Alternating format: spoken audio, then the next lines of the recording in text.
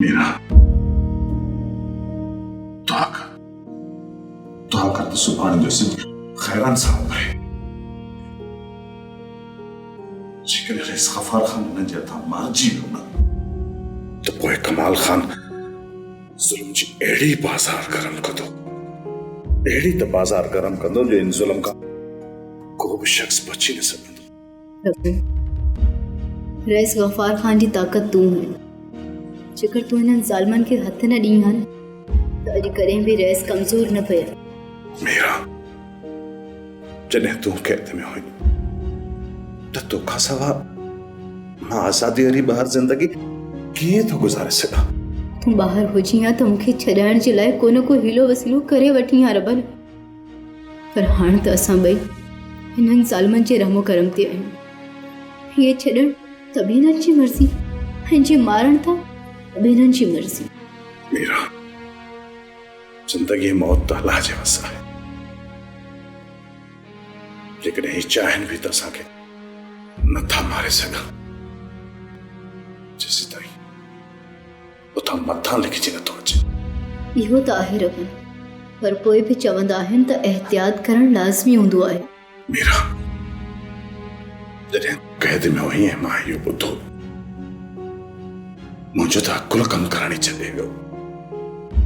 मां त ॾींहुं राति इहो ई सोचां पियो ऐं इहो ई चाहियां पियो त मां कीअं बि करे तो वटि अची पियो अचां। हो त पहुची वियो आहीं, पर हाणे सोच त हितां कीअं निकिरजी। मालिक साईं चाहियो त हिकु न हिकु ॾींहुं हिनजी क़ैद मां बि निकिरी हलंदासीं। पहिरां त वरी बि हितां निकिरण जो आसरो हुयो, पर हाणे त उन्हनि ज़ालिमनि तोखे बि ज़ंजीरनि में जकड़े छॾियो आहे। ये ज़ंजीरूं भी खुली वेंदियूं मीरा, ये क़ैद भी ख़त्म थींदी, तमाम जल्द असां आज़ाद हवा में घुमंदासीं। असांजी दुश्मनी वारो सिलसिलो ख़त्म ई नथो थिए। पलाहन मथां पलाहन कंदा था वञूं, नस्लुनि जा नस्ल इन दुश्मनी जे वर चढ़ी विया, पर इहा दुश्मनी खुटे ई कान थी। हाँ रबन, इहा दुश्मनी ख़त्म थियण वारी न आहे। हाणे त पलांद में असांखे बि मारियो वेंदो। मूं तरफ़ त कंहिंजो बि पलांद नथो रहे, पोइ बि असांखे मारियो वेंदो मीरा, सिर्फ़ ऐं सिर्फ़ पंहिंजी ताक़त ॾेखारण लाइ। इहे ज़ालिम अहिड़ो त ॾाकाओ पखेड़ींदा त जीअं को बि उन जे साम्हूं उथी न बीहे। रबन, ग़रीब माण्हू ख़ामोश रहण खां सवाइ ॿियो छा थो करे सघे? मीरा तोखे हिते को बि ग़रीब न मिलंदो, हर माण्हू ज़ालिम बणिजी चुको आहे, पाण खां कमज़ोर मथां ज़ुल्म थो करे, ऐं इहा ई जहालत सालनि ऐं सदियुनि ताईं ईअं ई हलंदी रहंदी। जेकॾहिं असां में इहा जहालत न हुजे हा त पोइ असां खां केर बि वधीक ताक़तवर न आहे।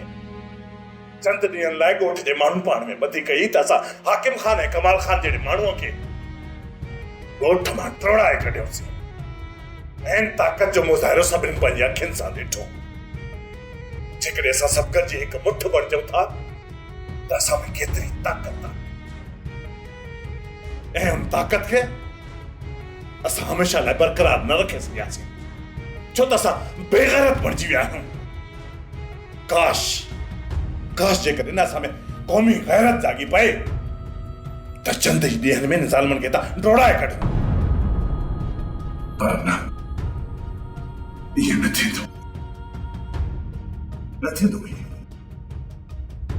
सोप सीरियल ज़हर ज़िंदगी तमाम एपिसोड ॾिसो हाणे HD क्वालिटी में। विजिट कयो असांजो YouTube चैनल सिन TV HD ड्रामा।